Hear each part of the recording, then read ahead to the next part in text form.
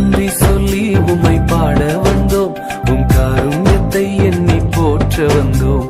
வார்த்தையினால் நீர் சொன்னதெல்லாம் கரங்களினால் இன்று நிறைவேற்றினீர். வார்த்தையினால் நீர் சொன்னதெல்லாம் கரங்களினால் இன்று நிறைவேற்றினீர். நன்றி நன்றி சொல்வோம் உயிர் உள்ளவரை,